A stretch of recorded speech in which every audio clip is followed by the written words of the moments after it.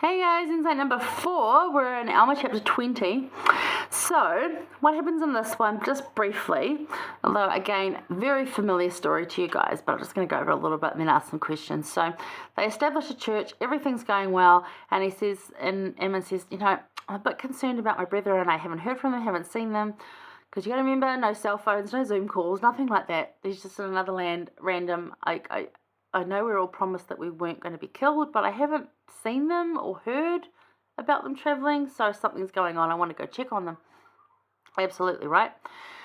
So he says, I want to go to the land of Midian, for behold, thy brother Aaron, also Molokai and Ammon are in prison. Because the Lord came to Ammon and said that they're in prison, you go check on them. And he's like, okay. So now in 4, Lamoni said to Ammon, I know the strength of the Lord, you can do all things, but you don't want to go to that land. It's like the king of the land of Midian, whose name is Anti-Omno, is a friend unto me, therefore I go to the land of Midian. So we'll go there. But Ammon said unto him, No one hath told me, save it be God. Because Lamoni says at the end of 4, sorry, a bit lost here. Now Lamoni said unto him, Who told thee that their brethren was in prison? He said, No one told me but God. And he said, We're going to go to the land of Midian. But they wanted to go to teachers like Limhi wanted to say, come and teach my dad because my dad needs to hear this. So there's this whole story of them traveling. And as they're traveling to Midian, who do they run into? Lamoni's dad. So I've just literally called this one King Lamoni's dad. So this is one of those circumstances that God just engineers and Jesus just engineers in the most perfect of ways, where you're trying to think, okay, I know I have to do this, but the way he told me to go about it was in that direction, whereas this and there in that direction. And you're like, okay. And this is where you've got to go back to Nephi and go, I'm just going to go and do. The Lord said go that way, even though I'm supposed to help them, so I'm going to go that way. Okay, I'm going to go that way. And he just does that. So I know how the Lord provided the way to encounter Lamoni's dad, which is the boss king of all these people. So Lamoni gets to have this experience where he wants to teach his dad how awesome the gospel is, and his dad's like, do you know this guy's a Nephi? And Ammon's like, you're not going to hurt Lamoni, he's my friend. And then the king's like, oh, you're loyal to my son? Okay, tell me more about that. And then, because he's the king of all the kings, they go over to Midian and he says to the king there, hey, you know those guys you got in prison? They're my friends. They're friends of my friends. Let them out. And so they have this big reunion, and that's great. So the divine design in the encounter and the going forward of the deliverance of Ammon's brothers, there's a lot to be learnt in that and the way that it, again, relationship plays. So not only our relationship with Christ and being spirit-led and him telling us what to do for the day, how to go, and we're thinking, yeah, but that's not what my friend wants me to do, or that's not even what I think is the best idea, but do it anyway because the Lord said that, and somehow all of it just works out because you encounter those things anyway. Also, just in the fact that the way it worked out and the relationship that, again, Ammon had with Lamoni to stand up from in front of his dad, and he's like, there's a Nephite standing up for my son. What the heck is going on?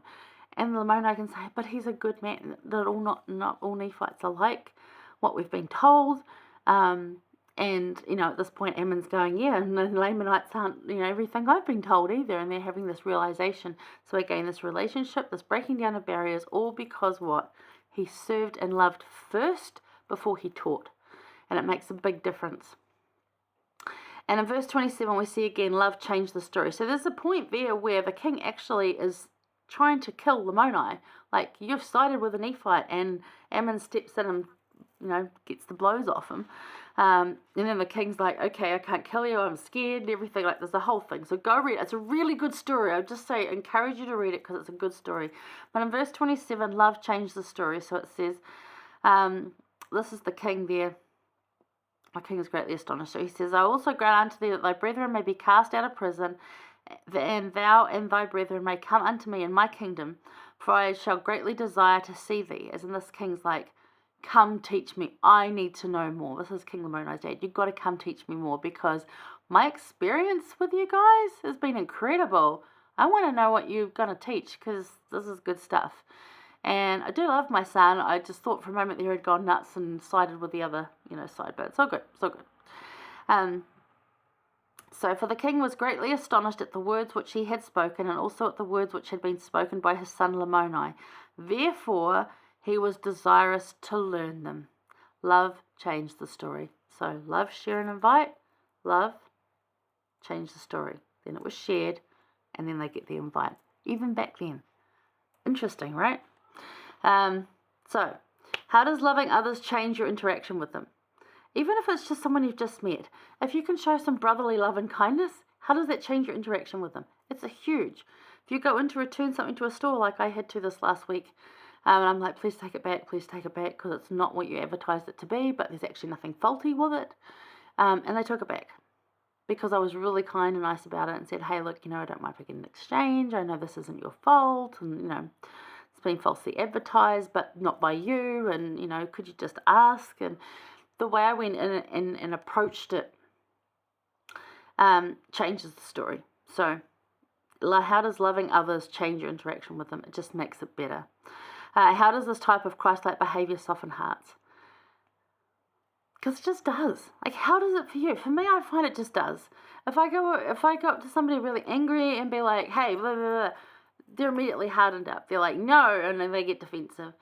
If you don't come in defensively or offensively, if you just come in with that Christ-like behaviour, it softens hearts. People are more willing to listen. Even if they immediately go, hey, you're this, I don't want to listen to you, we're not going to do that. And you're just like, okay, that's fine. You don't have to contend. It's the contention that just kills the spirit.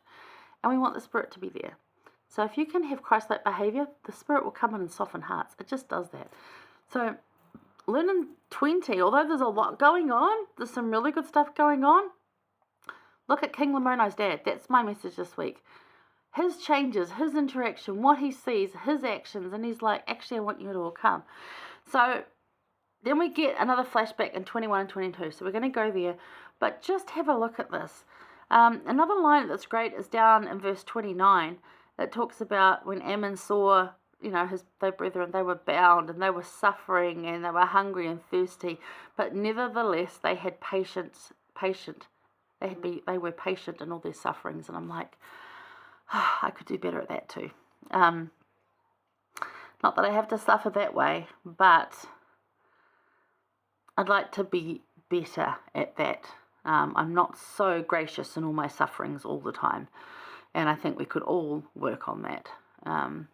There's just moments where we're very human and just like ask why and go, and I don't want to anymore, and we're all human on that. So I'm sure they had those moments as well, but they were patient in all their sufferings. So in everything they'd gone through, they were patient in it, which, I don't have much patience. I try.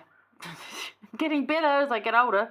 Maybe I'm just getting older and can't be bothered with more things, but anyway, been really good. So they were delivered by Lamoni and Ammon, and then we'll go look at 21 and 22 and talk about another flashback again, and this is about how these guys ended up there to be saved.